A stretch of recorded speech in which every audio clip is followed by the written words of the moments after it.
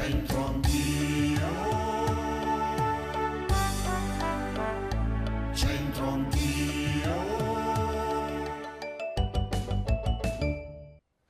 Bentrovati amici, eccoci finalmente alla chiesa di San Faustino Maggiore. Sentite le campane? La chiesa di San Faustino Maggiore è la chiesa patronale di Brescia. Attualmente l'edificio è in stile barocco e contiene meravigliose opere di Romanino e Gambara, nonché gli affreschi della famiglia Tiepolo. Tuttavia, nel secolo VIII, qui c'era solo una piccola chiesetta chiamata Santa Maria in Silva, cioè nella selva. Questo perché era circondata da un bosco, oggi sostituito dai quartieri del Carmine e di San Faustino. La chiesa fu dedicata ai santi Faustino e Giovita quando nell'806 le reliquie dei santi trovate a sud della città vennero trasportate fin qui con una solenne processione dal vescovo Ramperto. Da allora la chiesa ebbe diverse vicissitudini e durante la dominazione dei Visconti di Milano cadde in decadenza. Questo finché nel 1438, durante l'assedio delle truppe milanesi capitanate da Niccolò Piccinino, sulle mura della città apparvero le figure dei due santi a protezione della città, salvando Brescia dalla conquista. Da allora il culto di San Faustino e Giovita rifiorì e la chiesa fu più volte ampliata. Van alter Büsen della cintura, ovvero Ha fatto un buco nella cintura perché è dimagrito, no, una persona che si è messo a dieta come vorrei fare io, ma purtroppo invece io i buchi li allargo. li allarga. Ma che dieta, ma lei va bene così? Va bene così. Perché diventa magro. Perché è diventato magro. Esatto, brava. Sì, sì. Lei ne conosce di persone che gli ha fatto un Büsen della cintura? Come no, mi sono Kelly.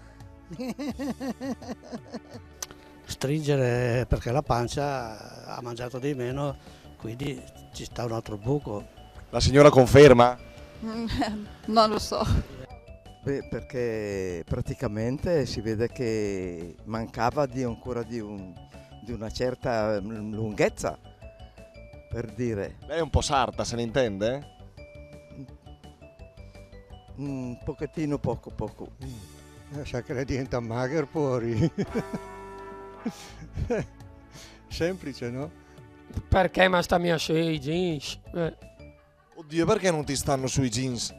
Non mi stanno sui jeans perché sono troppo magro. Oh, bravo, ci ha azzeccato, ma non sei troppo magro. Tu sei fisicato, Matteo, vero? No, faccio dei lavori di giardinaggio ma non sono fisicato. Ha ristretto l'addome.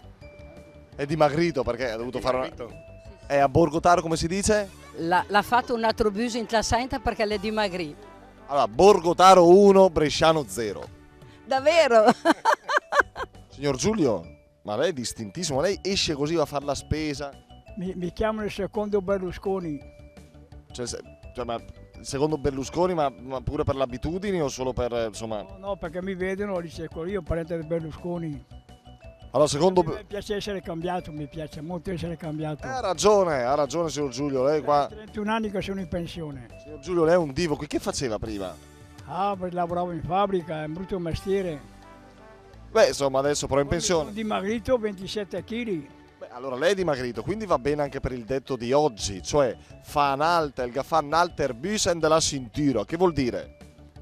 Mangia più poco. Se lei dice che è dimagrito 27 kg, quanti buchi ha fatto nella cintura? Beh, ho fatto un bel po' di buchi. Fan alter Büsen della cintura. Ha fatto un altro buco nella cintura, cioè vuol dire che è calato di peso. Dice lode, grazie. Sono stata insegnante e quindi tra le varie lingue c'è anche il dialetto bresciano che è un patrimonio che non deve andare perso. Per stringere la cintura, a forza dobbiamo mangiare, si stringe la cintura al bus. Vuol dire che devi stringere cioè hai fatto un altro buco, significa che ormai siamo ai sgoccioli proprio siamo alla fame totale. Ma lei lo conosce il bresciano allora? Un po' sì. Bravo Antonio, auguri. Grazie a te. Auguri tanti. Speriamo che ce la facciamo. Fan alter Büsen della cintura, ovvero dimagrire in modo preoccupante, Magari c'è bisogno di una dieta con la prova costume? Boh, vai, va bene così. Grazie amici per essere stati in nostra compagnia, alla prossima, arrivederci. Centro